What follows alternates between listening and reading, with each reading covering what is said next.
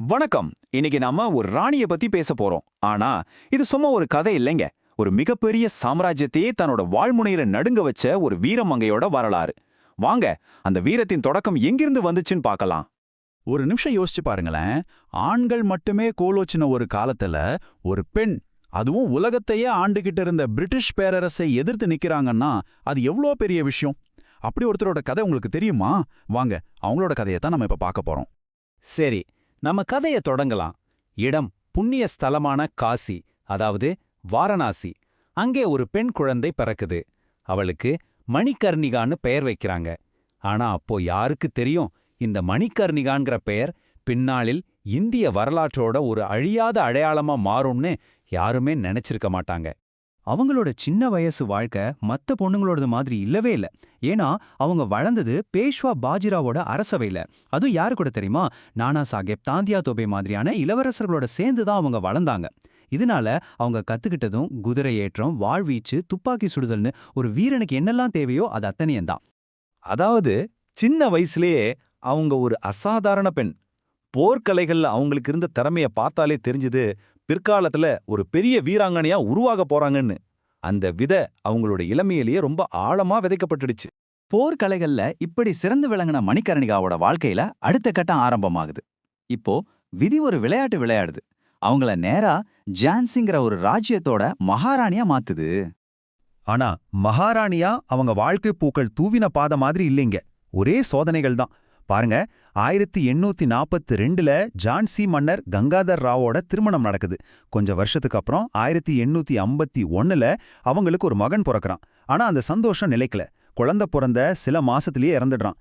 சரி, இதுக்கப்புறமா அது எல்லாம் சரியாகும்னு பார்த்தா 1853ல அவங்க தாமோதர் ராவுங்கிற பையனை தத்தெடுக்கிறாங்க. ஆனா அதே வருஷம் அவங்க கணவர் கங்காதர் ராவும் இறந்து போயிடுறாரு. இப்ப யோசிச்சு பாருங்க, தத்தெடுத்த மகனோட தனியா நிக்கிறாங்க. முழு ஜான்சியும் காப்பாத்த வேண்டிய ஒரு மிகப்பெரிய பொறுப்பு அவங்க மேல விழுது. அப்படிதான் மணிகர்ணிகா கல்யாணத்துக்கு அப்புறம் ராணி லக்ஷ்மிபாய்ங்கிற புதிய பெயரோட ஜான்சியோட ராணியா அரியணை ஏறினாங்க. இங்கிருந்து தான் அவங்களோட வரலாறு ஒரு புதிய பாதையில பயணிக்க ஆரம்பிக்குது. ராணி லக்ஷ்மிபாய் இப்பதான் ஆட்சி பொறுப்பை ஏத்துக்கிறாங்க. ஆனா சரியா இதே நேரத்துல தான் பிரிட்டிஷார்ஸ் ஒரு சூழ்ச்சியான திட்டத்தோட வராங்க. அவங்க கொண்டு வந்த ஒரு கொள்கை தான் ராணிக்கும் ஜான்சிக்கும் மிகப்பெரிய எதிரியா மாறுச்சு. அப்போ என்னது இந்த அவகாசியலை கொள்கை, அதாவது டாக்டரின் ஆஃப் லேப்ஸ்? ரொம்ப சிம்பிள்ங்க. ஒரு இந்திய ராஜாவுக்கு அவருக்கு பிறந்த ஆண் வாரிசு இல்லைன்னா அவர் இறந்ததுக்கு அப்புறம் அந்த ராஜ்யம் ஆட்டோமேட்டிக்கா பிரிட்டிஷ்காரங்க கைக்கு போயிடும். தத்தெடுத்த பிள்ளை எல்லாம் வாரிசா ஏத்துக்கவே மாட்டாங்க. இந்த சட்டத்தை வச்சுதான் அவங்க பல ராஜ்யங்களை அப்படியே முழுங்குனாங்க. இப்போ அவங்களோட கண் ஜான்சி மேல விழுந்துச்சு. இப்ப உங்களுக்கு புரியுதா பிரச்சனை எங்க ஆரம்பிச்சுதுன்னு? ராணி லக்ஷ்மிபாய் ஒரு பையனை தத்தெடுத்தாங்க இல்லையா? அந்த தாமோதர் ராவ ஜான்சியோட வாரிசா ஏத்துக்க முடியாதுன்னு பிரிட்டிஷ்காரங்க திட்டவட்டமா சொல்லிட்டாங்க. இது வெறும் சட்ட பிரச்சனை இல்லைங்க, ஒரு ராஜ்யத்தோட உரிமையே பறிக்கிற வேலை. இங்கேதான் அந்த மாபெரும் போருக்கான முதல் தீப்பொறி பத்திக்குது. அதோட நிக்கல, நிலைமை இன்னும் மோசமாச்சு. பிரிட்டிஷ்காரங்க ராணி லக்ஷ்மிபாய் கிட்ட உங்க சொந்த கோட்டையான ஜான்சியை விட்டு உடனே வெளியே போங்கன்னு ஒரு ஆணையை பிறப்பிக்கிறாங்க. நினைச்சு பாருங்க, ஒரு ராணிக்கு இதை விட பெரிய அவமானம் இருக்க முடியுமா? ஆனா அவங்க சாதாரண பெண் இல்லைன்னு நாம முதல்லயே பார்த்தோம் இல்லையா? அடிபணியவே முடியாதுன்னு உறுதியா நின்னாங்க. சரியா அதே நேரத்துல தான் 1857ல நாடு முழுக்க சிப்பாய் கழகம் வெடிக்குது. அது முதல் இந்திய சுதந்திர போரா மாறுது. அந்த போர்க்களத்துல ஒரு சிங்கம் மாதிரி களமிறங்கினாங்க நம்ம ராணி லக்ஷ்மிபாய். ஜான்சியில நடந்த அந்த போர் இருக்கே, அது ஒரு சரித்திர அதிசயம். சிப்பாய் கழகம் ஜான்சியை வந்து அடைஞ்சதும் ஒரு நொடி கூட தாமதிக்காம ராணி லக்ஷ்மிபாய் படைகளோட தலைமை பொறுப்பை ஏத்துக்கிட்டாங்க. பிரிட்டிஷ் படை ஜான்சி கோட்டையை முற்றுகையிடுது. ஆனா அவங்க காட்டின வீரம் இருக்கே, அப்பாப்பா, சாதாரண வீரம் கிடையாது. அது எதிரிகளையே மிரள வைக்கிற அளவுக்கு வீராவேசமா போரிட்டாங்க.